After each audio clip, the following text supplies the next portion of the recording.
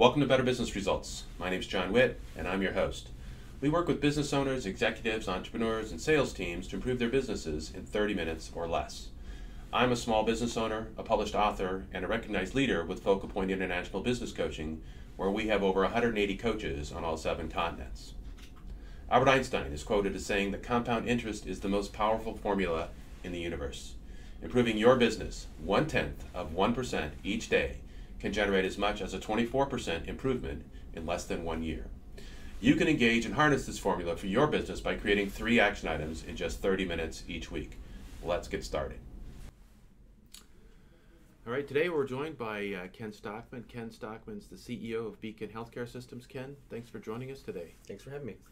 Ken, would you share a little bit with our audience about, how did you get involved in the healthcare systems business? What brought you into this?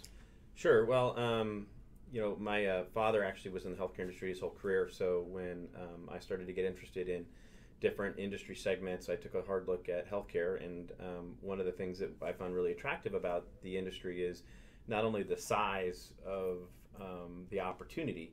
Everybody is very familiar with the fact that our healthcare system is very large, it's very complex, it's very broken in a lot of ways. And all that kind of complexity creates opportunity.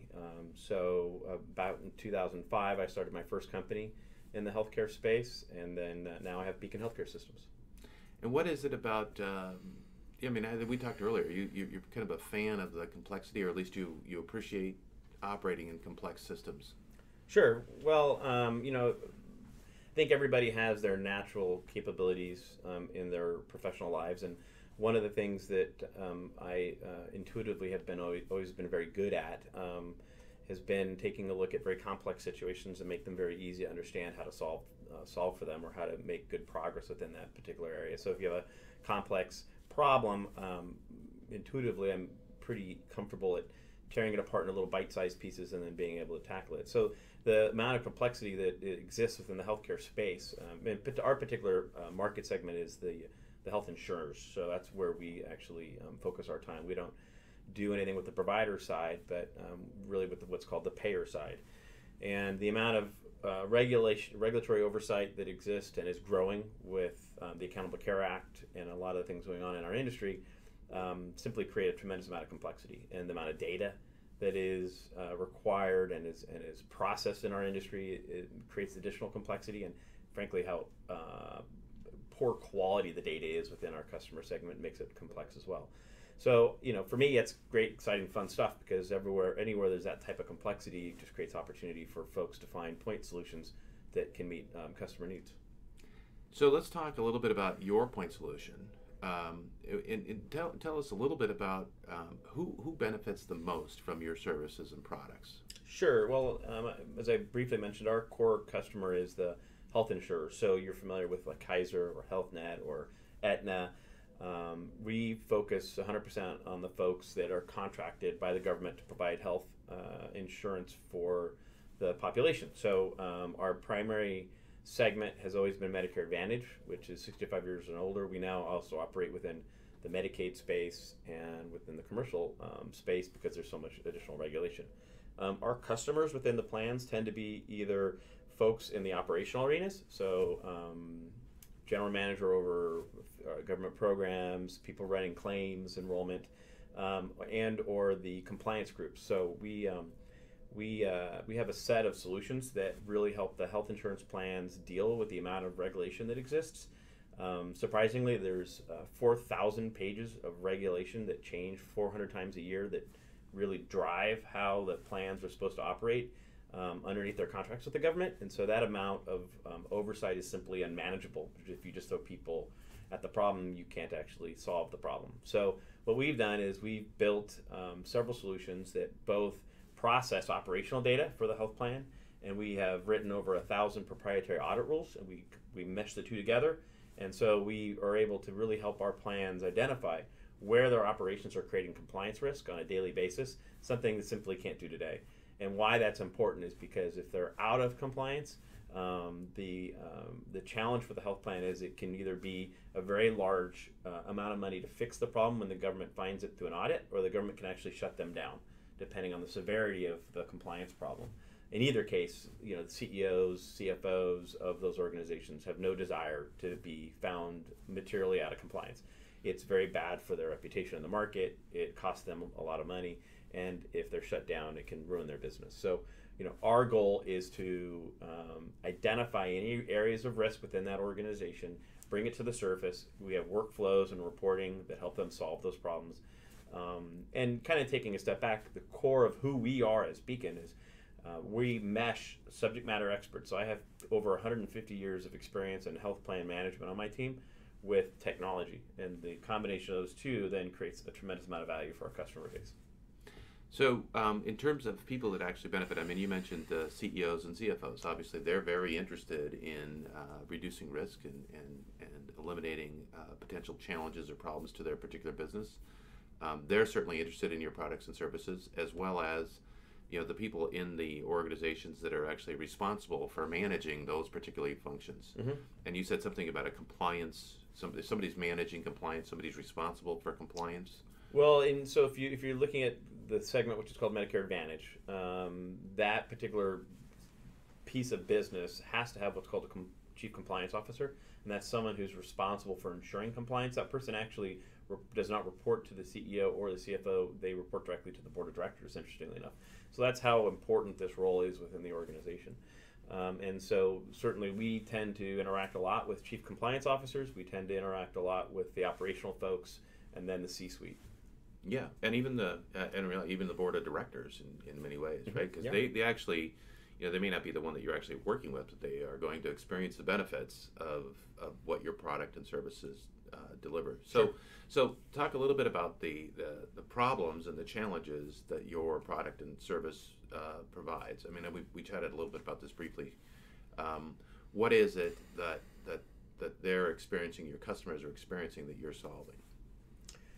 Well, I kind of touched on it briefly earlier, but if you try to take 4,000 pages of regulation, which change constantly throughout the year, and then ensure that every part of your organization, which is thousands of people, are operating within those guidelines, today the plans simply don't have the people, the processes, or the systems to do that in a very statistically relevant way.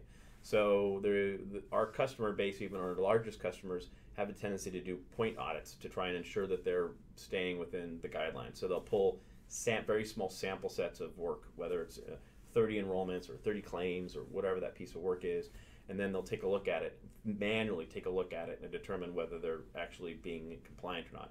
And if they find within that sample set that most of the work is compliant, they assume that the thousands of records or hundreds of thousands of records that they haven't looked at are also compliant, and that's where they get into trouble. Because at that point, what the government does is not necessarily randomly. The government collects tons of data from the plans on a monthly basis, and they look for areas of what they believe are compliance risk. And then they'll come in and they'll drop 20 auditors in your lap for 3 weeks, and they'll tear your shop apart and determine whether or not you really are compliant or not. And at the end of that, you're then stuck with having to resolve all the things that they found, or getting penalized, or getting penalized and having to go solve the problem. So our solutions are designed to really identify the risks, help the plans manage the risks through workflow, create visibility to the risks with reporting. And then actually what we do is, once we identify those risks, we use that as an opportunity to build our next product. So for instance, we have a product called Appeals and Grievances, which is an operational workflow that came out of the work we were doing on our compliance monitoring solution. So by identifying that this was an area that the plans were not doing a good job, and we were able to build a solution and now take that solution to market. So I'm going to recap just a little bit, kind of in my terms, or at least simpler terms. So they don't know what they don't know, and they don't have any way to figure it out because it's too big, it's too complex, right? And they could decide, anyone could decide to hire a team and put this together and build something like this for themselves, right? But it already exists because of your product, and you get to leverage your product and your services and your expertise, your 150 years of knowledge across a broader base, right? You could leverage it across all of the providers, all the plans, yeah. All the plans, I guess, is probably a better way to put it. Well, and whenever you use whenever you're a plan and you're using a vendor, the benefits of using a vendor like us is, we have a broad customer base. We're improving our software all the time. We're making changes. We're listening to our customers. You're getting the benefit of what the other customers are telling us they need, and you're getting the benefit of that in your own solution, because we deliver everything as a software, as a solution, as a service. So that's the benefit. The downside for plans working with vendors is if you don't perform. So it's obviously very important for us to always be delivering good service, listening to our customers, and making sure that we're delivering as committed. But there's a downside because there isn't any choice for them except for to work with a service provider, because they don't have the skill set in-house, they don't have the knowledge in-house, they don't have the people, they don't have the time, they don't have any of those things. Right. So this is like, bad side one and potential bad side two, right? Sure. Bad side one, I have no expertise. I'm fully exposed, and any number of things could happen to me. Right. Or bad side number two is the vendor doesn't perform, but it's almost like you can't afford to not engage a service provider and a vendor and manage that process, because there's an opportunity for success there. Right. Whereas the potential, if you don't, is just you can't hire enough people and throw them at this problem. There's no way as a plan you could do the sampling you need to do just by hiring people. It would be astronomical. Yeah, the bodies, right? Yeah. And then the question is, do you want to invest in technology, and why would you do that when somebody else has done that? We've learned that, crossed that bridge many times. Yeah, there are plans that think they're software development folks, but typically it doesn't work out so well at the end for them. So yeah, exactly. Well, and we see this across industry in that sense that it's just impossible to keep up. Right. A real simple solution is, I have clients that want to build their own website, and they can learn how to build a website, but that's not their core competency. That's not their business. And so, Sure. Do they really want to manage a website, or should they get somebody else to do it for them? Right. And so my recommendation always is going to be, use the resources you have effectively, right, and engage the right resources and get where you want to go and leverage your particular strengths. So tell us about what's the biggest case study, biggest result that one of your clients has experienced from your products and services?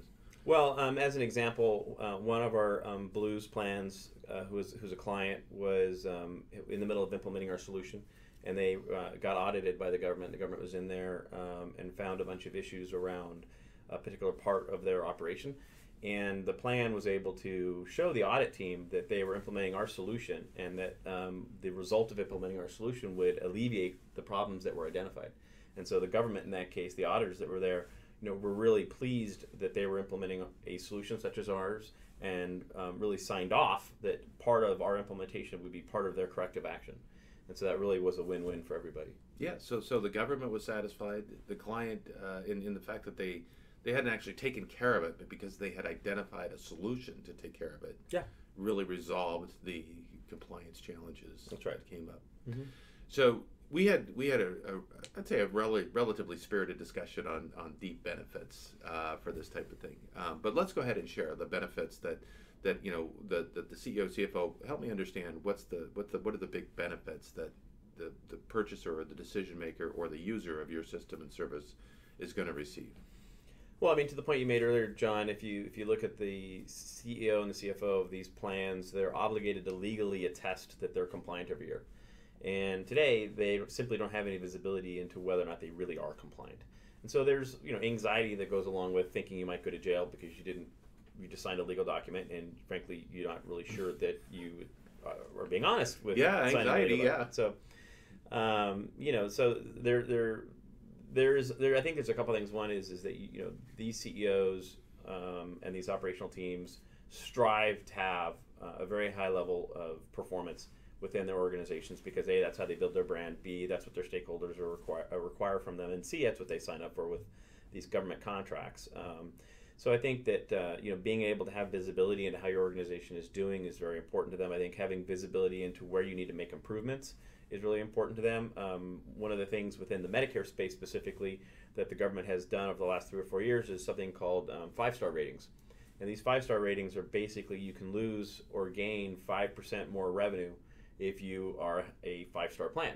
Well, some chunk of those ratings are dependent on all the operational things we monitor. So it also becomes a real revenue impact to them if they're not doing a good job in making sure that their enrollment teams are timely, that their claims are being processed accurately, that their members are being taken care of. So, I think that all that comes together to meet some pretty important needs for those folks. Yeah. Well, I totally understand it. We're all in business to make money, and that's the reason why we have a business, and making revenue is it. But the idea of going to jail and eliminating that, or potentially eliminating that, or being aware of how to fix it, I might even be bigger than making 5% more in revenue. That's just my own perspective, but I think that's a big key. So startup company, I mean, you started the one company, and I think you said '05, and Beacon Healthcare Systems, you started that when? We're about 3 years old now. About 3 years old now. And what do you see as the bigger challenges, or the biggest challenges in growing this company to where you want it to be? Well, anytime you're in growth stage, I mean, a good example is right now we have at least 5 different potential clients that are at the kind of contract stage with us, where we believe there's a high likelihood they're going to turn into clients. We have another 30 that we're in discussions with. So when you're at a point in time where we are right now, and you start looking at that pipeline of opportunity, you have to do this judgment call as to, well, what percentage of these clients could call you tomorrow and say, let's go, right? Let's get started. Yeah. And then do you have the resources to actually service those clients? So our sales process includes our subject matter experts, and our implementation process includes our subject matter experts, and our product development process includes our subject matter experts. So that group's a very important group. And so the balance of always making sure, that you have the right people, you have enough people, and that you're bringing them on board at the right time so that you're not hiring too far ahead of revenue, is always a challenge for a company at growth stage. Okay. And even so, you'd still like to grow a little bit quicker than you are today. Sure. And the reason why you're kind of limited in that particular fashion is the sales team.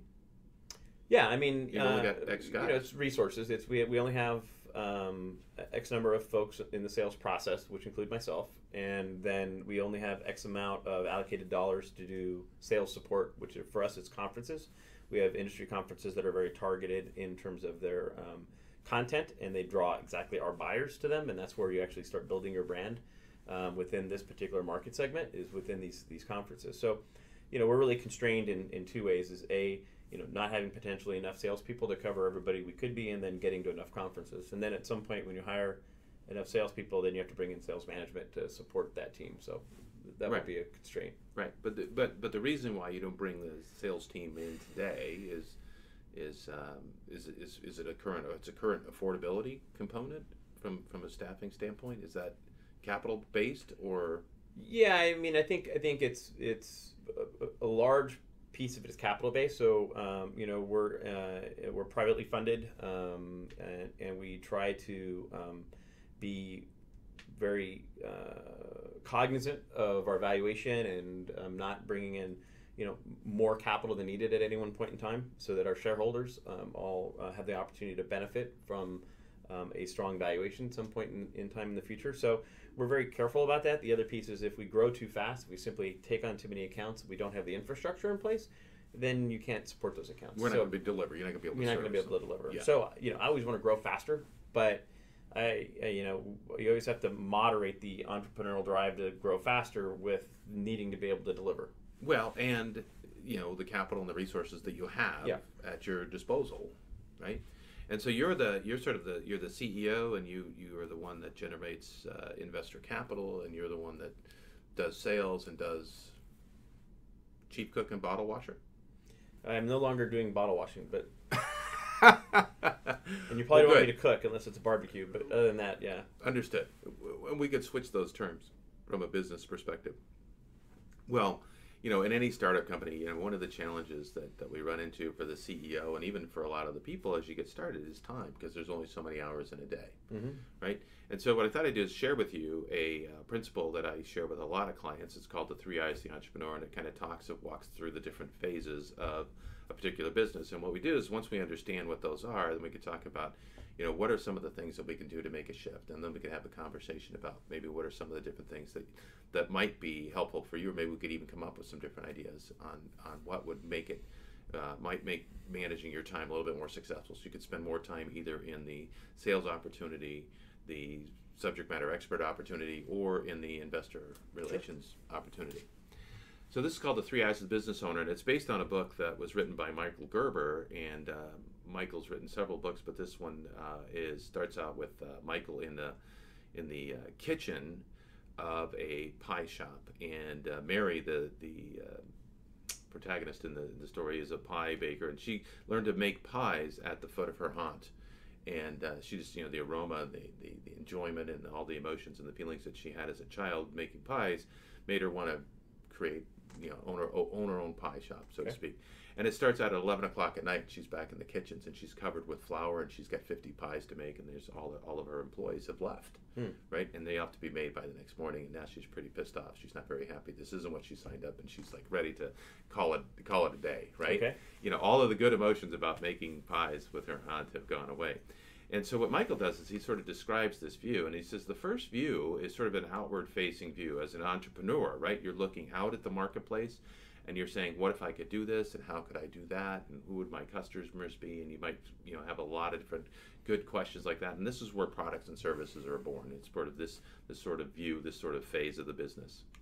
And then the second phase of the business is what we call the manager view. Now, the manager view is that view where you start asking some different questions. Now you've already got some products and services, and now you're beginning to deliver some of those products and services, and that's what we were just talking about. How do I balance those things? So the questions here are a little bit different. It's when, and how much, and how many, right?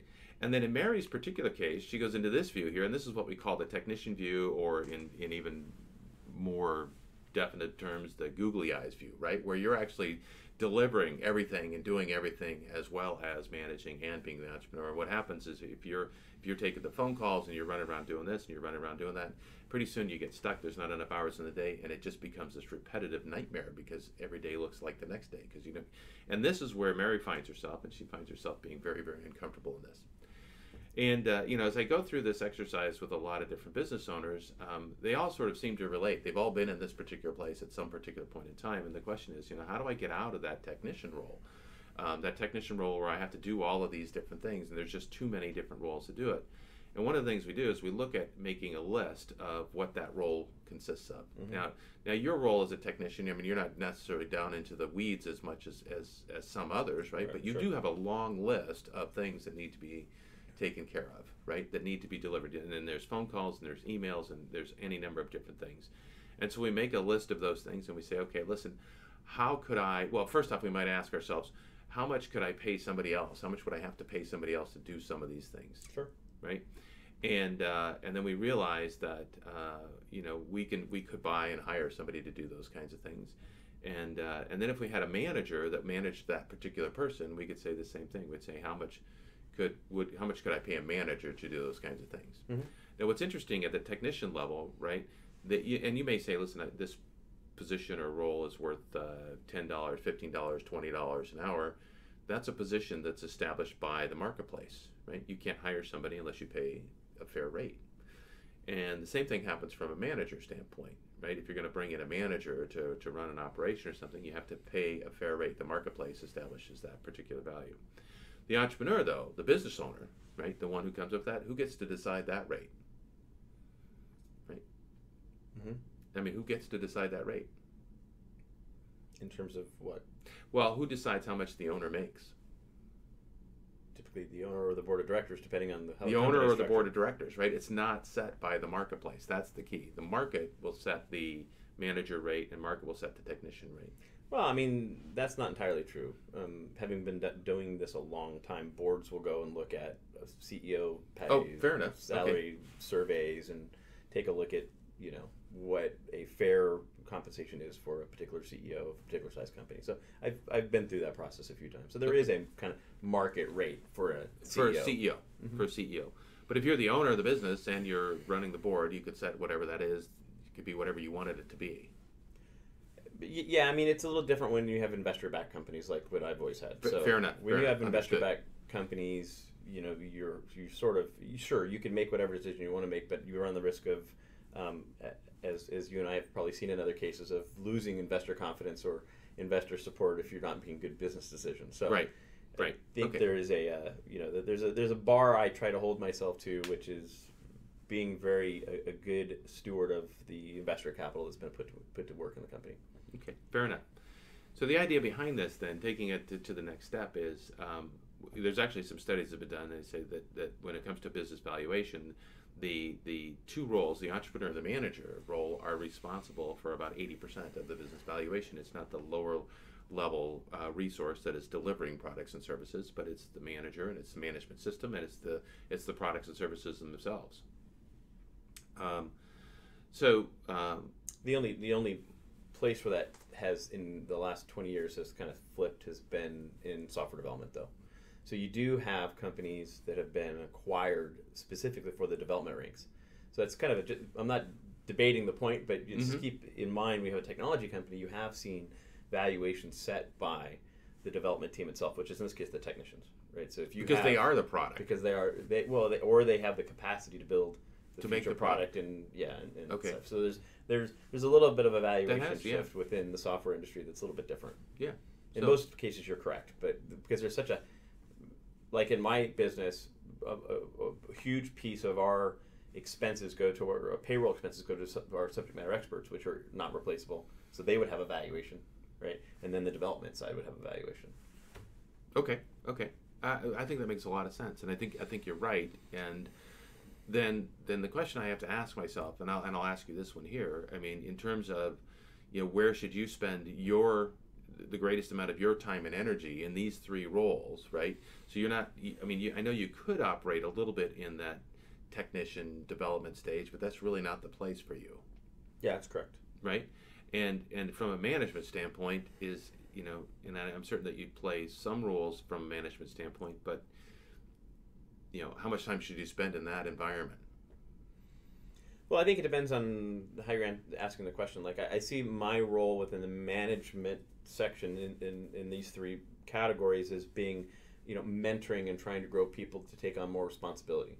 So versus me kind of managing at a task level or managing, project management type. Yeah, I'd say entrepreneurial leadership is being the key component. Yeah, I'm trying to get people to step up and be able to take on more responsibility so that I can step out. Okay, fair enough. So what are some things that you think of, if we take this idea, this concept, and saying, listen, leadership is the place where I want to spend so that I can step up and step out, right?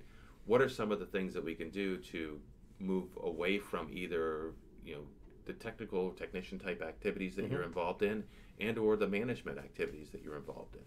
Well, some of the steps we've taken recently is we brought on a director of product or software development, and that was a role that we haven't had in the organization, so I've had to play part of that role, and another extremely important person in our organization has had to play a part of that role. So by bringing that person in and having them do that work has and will continue to free these other two valuable resources up.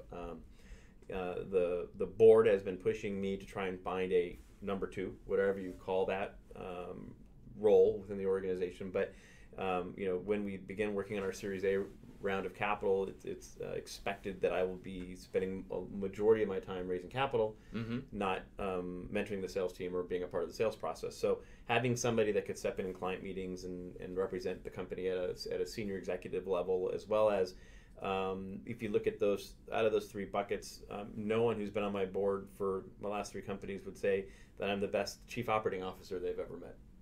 I'm a good business builder. I'm a good entrepreneur.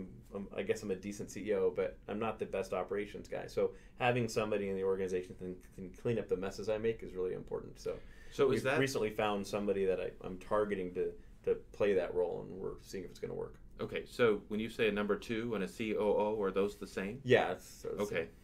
And so you found somebody, right? And so what are your next steps in fleshing that out and making sure that that's the person you want and that it's going to get what you need done? We've agreed to work together till October, November, and so that's kind of the process we're in right now. Okay. And what kind of criteria do you use? How do you decide whether it's working or not working? On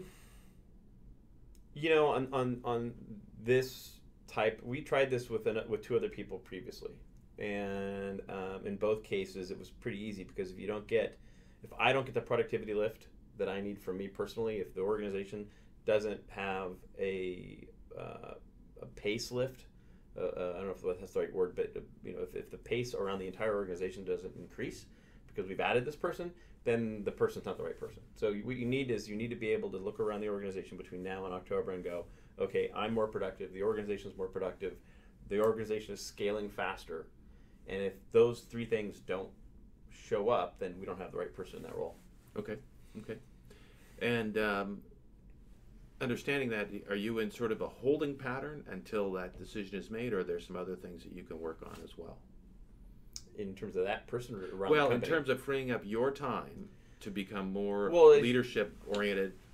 Yeah, John, as you and I have already discussed, there's a person on my sales team who I'm trying to mentor, and recently she's taken on more of the marketing tasks, which I wasn't personally doing; it just wasn't getting done. And I'm trying to mentor her to be more of a leader within that sales team, so that she can help other people. So if I can focus on that one individual and train her up, and she can help then manage everybody else, then I get lift. If I have to personally manage, Nick, Jen, everybody on the sales organization, that's very expensive. Yeah, well, it's expensive in terms of time. I mean, because you just don't have an unlimited batch of resources, right? So we've got marketing that's getting some additional traction and some place in the sales organization, and you've got the COO that's going on. What else is going on there? What else needs to be worked on? Or does that just need to sell more stuff? Does that just end up being we need to sell more stuff? We just need to sell more stuff. Well, but again, when you talk about, there's a whole other. depends on really there's a whole initiative right now of migrating from an offshore development team to an onshore development team. So we're in the process of starting to recruit and hire more people on that team. That's another test to see if that's going to create additional delivery efficiency for us versus having offshore teams. So there's a variety of things that we're testing around product packaging, how we package our product, how we take it to market. As you and I discussed, we're doing some professional sales training with the sales team Monday and Tuesday of next week. So, we've engaged you to do coaching with the organization, and try to help identify different opportunities to create leverage and to help people grow within their experience base. So, we're trying a lot of, I think, we're making a lot of progress in a lot of different ways. And the proof, if you will, in the result has been, as I mentioned before, we have literally 5 to 6 deals that all look like they're going to go to contract. So the proof's in the pudding, right? So now we've made all these investments, and we're making more investments, and the results that we are starting to see is deals getting closed. So now we just got to deliver them and close more. Yeah, but that's a never-ending cycle, right? This is a business where we're in a never-ending cycle. So, well, Ken, I really appreciate you coming on today and sharing a little bit about your organization, your company, products, services, where you're going with your company. It's been, I think, valuable. I think our viewers will really appreciate your comments and your feedback. I appreciate the opportunity. How was your experience of just actually being on the show been? I mean, now that you've done this, what do you think? It's fun. Okay. I don't know. It's always good to talk about the different we call it seeing the movie before, right? So it's always good to be able to reflect on the lessons you've learned across multiple companies. This is my 3rd or 4th company that I've started. So far, I've had all successful exits out of all of them. So I've been very fortunate, and you learn a lot of lessons along the way. But you can always improve what you're doing, and you can always strive to increase the results for your investors and for your team and your the whole organization. So, Ken, thanks again for joining us. No problem. Thank you very much. All right, we'll see you all next week. If you'd like to be a guest on our show, contact BusinessWhitt at www.businesswhitt.com. Filmed in studio at John Whitt Enterprises, Advanced Coaching and Marketing Solutions, 2 Park Plaza, number 450, Irvine, California, 92614.